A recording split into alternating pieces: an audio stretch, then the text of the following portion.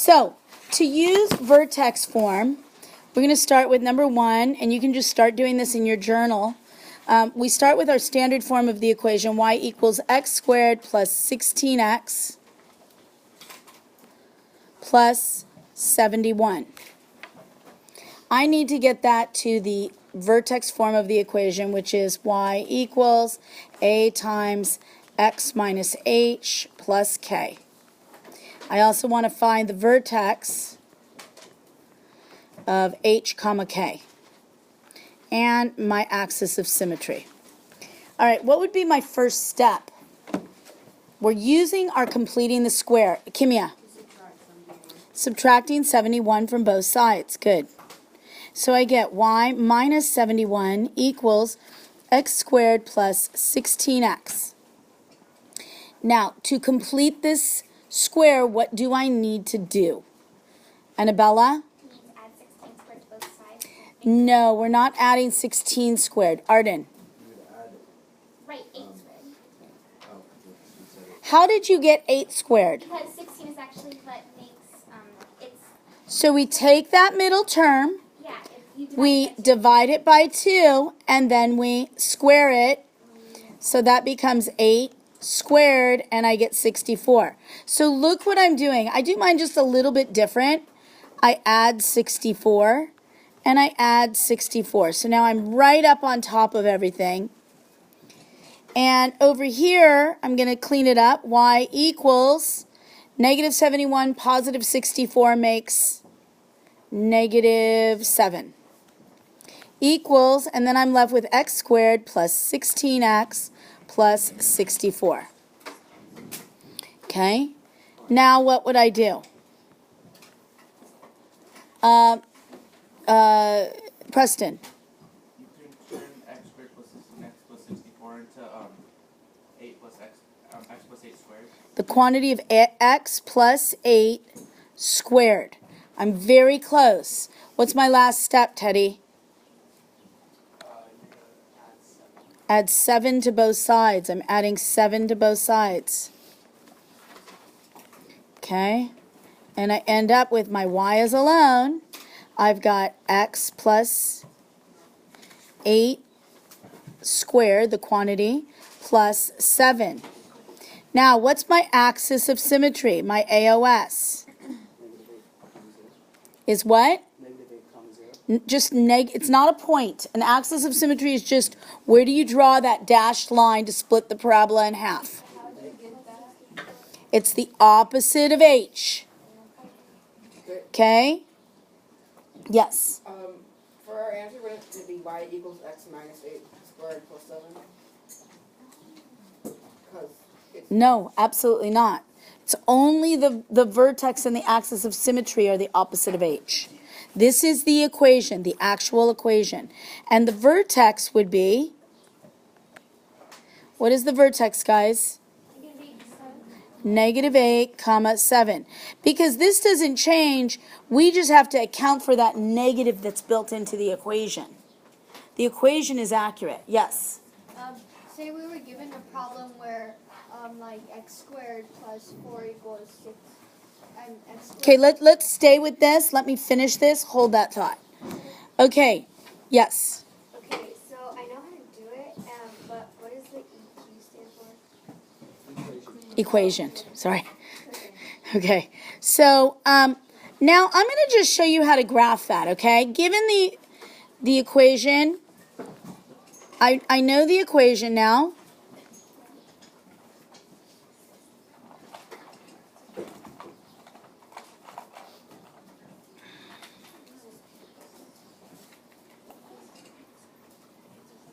Okay.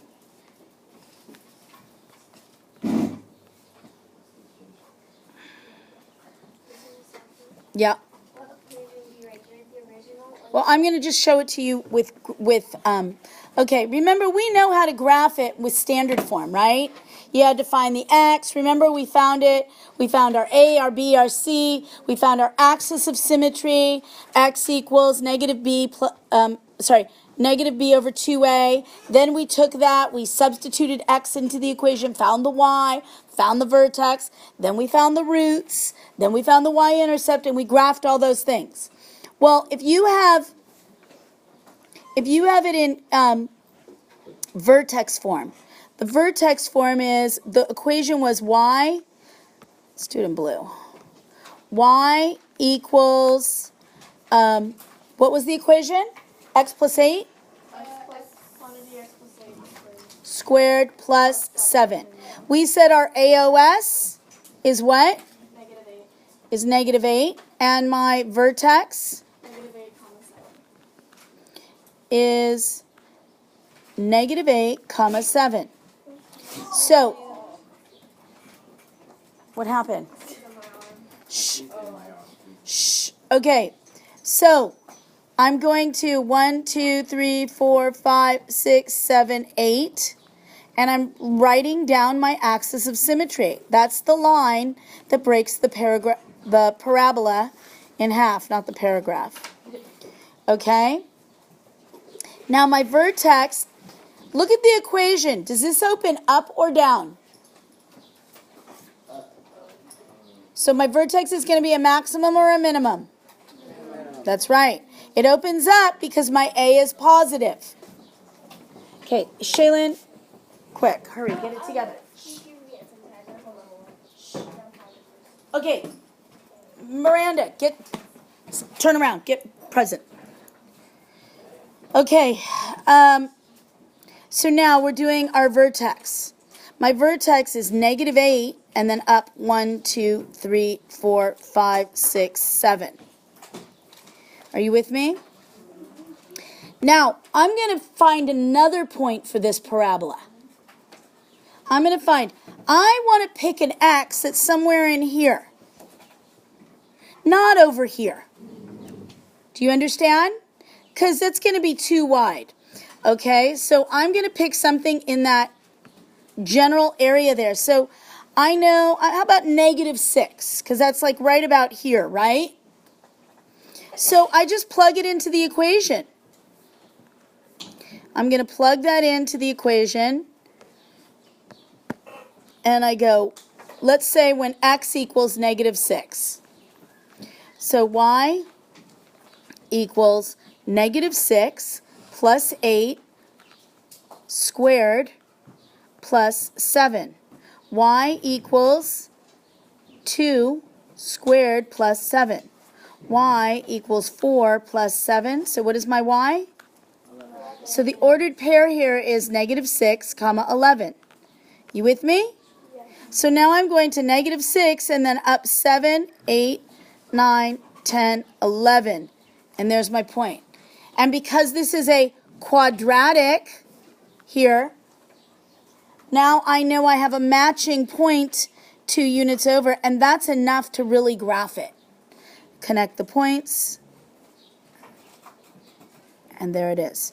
You will notice it is shifted 8 units to the left and 7 units up from the parent function. Are you guys good with that? Yes. So use the vertex and then pick any number near it, substitute it in for x, and find that point y. Then find its mate. Yes? I remember you telling us that negative, if the number is negative, it shifts this way. Or was that? If it's negative, it shifts right. But look at this. This really is a negative in here. For us to see, it's the opposite of that. So we said the vertex is a negative. It's the opposite, because in the original formula, it's x minus h.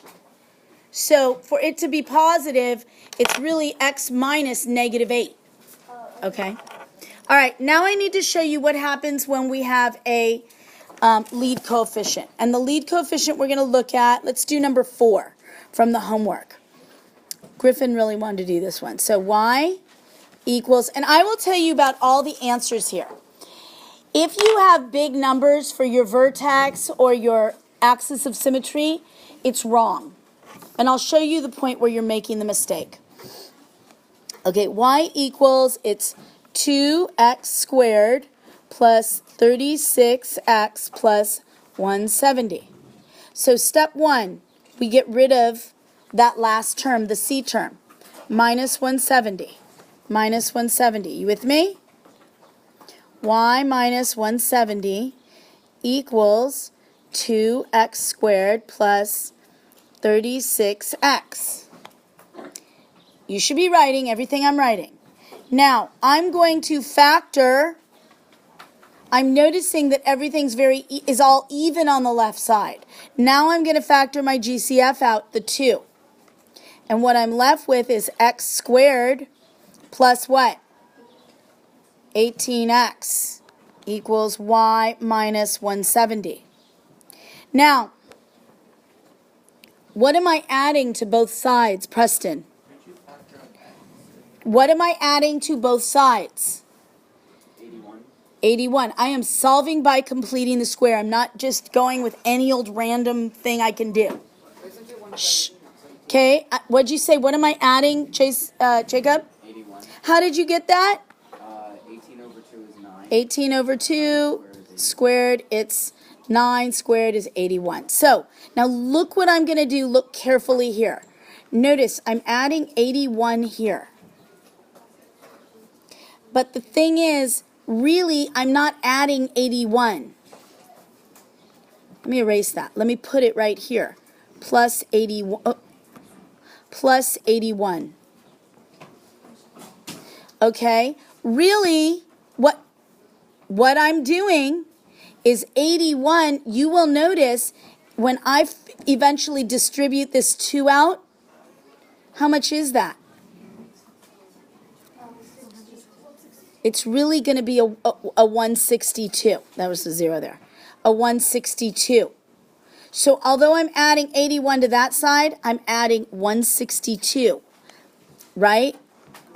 This multiplied by this. Are you with me? Okay, now I'm at y. This becomes a minus 7 equals 2 times what? Minus 8. Oh, minus 8. Okay, 2 times what? X plus 9 squared. Add 8. Add 8. We get y equals 2 times x plus 9 squared plus 8. Okay? So the question is, do we graph all of the problems? On the first side, 1 through 14, there's no graphing. All right, questions? Tomorrow, I cannot be here for tutoring. I have a doctor's appointment.